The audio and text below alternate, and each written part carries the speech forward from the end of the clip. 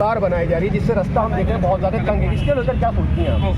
देखिए, ये आज से 1-2 महीने पहले भी ये कोशिश करी गई थी इरिगेशन के द्वारा कि यहाँ पे ये दीवार बना के अपनी बाउंड्री को एक्सपैंड करने की कोशिश की। और मैं भी पहुँची थी और मेरे वालिद साहब भी पहुँचे थे उस दिन जब ये कोशिश करी गई थी पहले, और हमने मजबूती से इसकी मुखालफत भी करी थी और इस काम को रुकवाने में हम कामयाब थे। हमने जेसीबी, जो उन्हीं का जेसीबी आया था यूपी इरिगेशन वालों का, उसी से हमने उस गड्ढे को वापस भी भरवाया था।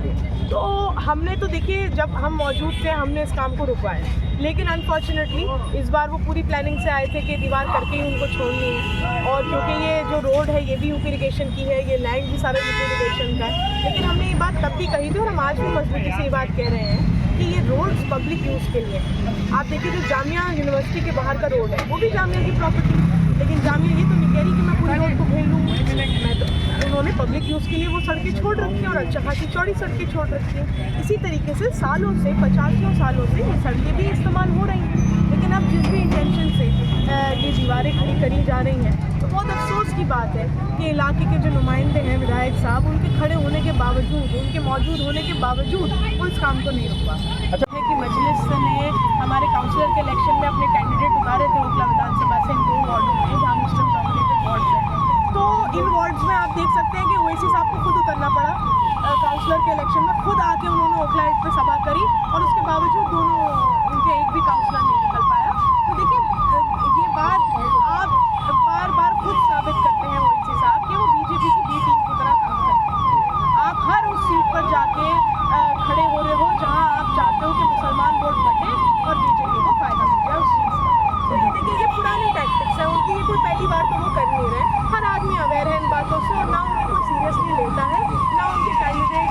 बात ये नहीं कि शिफा भाई को टिकट दिया जा रहा है, शिफा भाई से हमारे भी ताल्लुकात है, कैंडिडेट का इसमें कोई बात नहीं। बात ये है कि ओवैसी साहब हर उस सीट पर जाकर मुसलमान वोट को, मुसलमानों को वर्गलाते हैं और मुसलमान वोट को बांटने की कोशिश करते हैं ताकि इंडायरेक्टली फ़ायदा बीजेपी को वो पहुँचा सके। अच्छा, आप भी गठबंधन का हिस्सा है, आम आदमी पार्टी की और कांग्रेस की, दोनों एक दूसरे पे एलिगेशन लगा रहे हैं, कोई किसी को कुछ कह रहा है, कोई किसी को कुछ कह रहा है। तो आखिर ऐसी कौन सी चीज़ें हैं कि दोनों में इतना इत्तेफाक नहीं है कि दोनों एक दूसरे को सपोर्ट करें दिल्ली में? देखिए, गठबंधन अपनी जगह है। हमने लोकसभा में गठबंधन किया था, हम उसके सपोर्ट में नहीं थे। हम वाहिद कांग्रेसी ऐसे थे दिल्ली के जो कह रहे थे कि ये गठबंधन गलत हो रहा है, ये नहीं होना चाहिए, ये करप्ट आदमी है, ये एंटी नेशनल है केजरीवाल।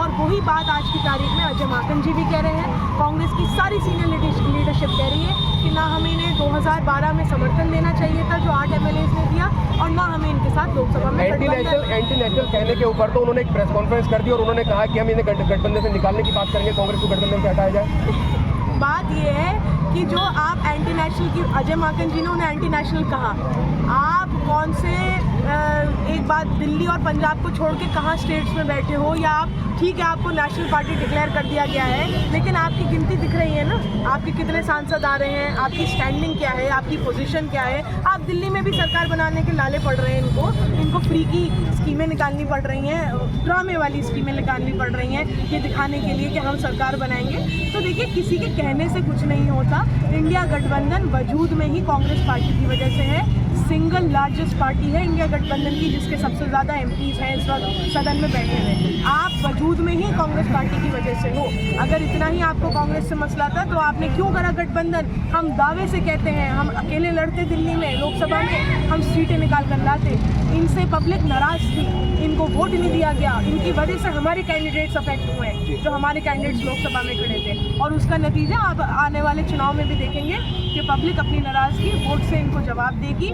और देखिए, ये जितनी भी स्कीमें हैं, जितनी भी है प्रोपेगेंडा करते हैं अपने कामों का, मैं ओखला की नुमाइंदा हूँ, मैं अगर टिकट भी मांग रही हूँ या नुमाइंदगी का भी दावा कर रही हूँ तो मैं ओखला विधानसभा से कर रही हूँ। मैं ये पूछना चाहती हूँ, केजरीवाल जी को चैलेंज भी कर रही हूँ कि ओखला आइए, आप 40 फुटे आइए, या आप कहीं भी किसी भी एरिया में आ जाइए, मेरे वार्ड से बाहर भी कहीं आ जाइए और यहाँ खड़े होकर बताइए आपने ओखला के लिए क्या काम करे। क्या आपने एक भी हॉस्पिटल बना के दिया ओखला को? क्या आपने एक भी नया स्कूल बना के दिया? जो ये दावे करते हैं ना कि हमने शिक्षा पे काम किया, हमने हेल्थ पे काम किया, तो आपने ओखला के लिए क्या करा? आपने ओखला के लिए कुछ इसलिए नहीं करा क्योंकि यहाँ मुसलमान रहते हैं? क्योंकि एंटी मुस्लिम सोच तो केजरीवाल जी जाहिर कर चुके हैं कि उनकी है। आपने एक ऐसे आदमी को टिकट दिया जिसने कुरान की बेइज्जती भी करी और जिसको कोर्ट से सज़ा हो गई। आपने संभल के मुद्दे पर आज तक अपनी जुबान नहीं खोली, आपने दंगों में जुबान नहीं खोली, आपने निज़ामुद्दीन मरकज़ को बदनाम करने में कोई कसर नहीं छोड़ी, आपने अपील करी कि मौलाना साद साहब पर FIR कराई जाए। तो एंटी मुस्लिम सोच तो आपकी है ही। क्या यही रीज़न है कि आप मुसलमान इलाकों को निगलेक्ट करते आए? 10 सालों में आपका विधायक यहाँ बैठा रहा लेकिन एक काम नहीं हुआ इस इलाके में। तो ये तो मैं सवाल उनसे, और मैं कहती हूँ हिम्मत है तो यहाँ आके आप जवाब दीजिए। ओखला में कैंपेनिंग करने आएंगे, हम यहीं घेरेंगे उनको कि बताइए ओखला के लिए आपने क्या काम करा, क्या नहीं करा। अच्छा, लास्ट सवाल पूछना चाहूँगा, इस विधानसभा के चुनाव में आप कांग्रेस को कहाँ देखती हैं, क्या वापसी हो पाएगी? देखिए वापसी नहीं, मजबूती से वापसी होगी, सिर्फ वापसी नहीं होगी। और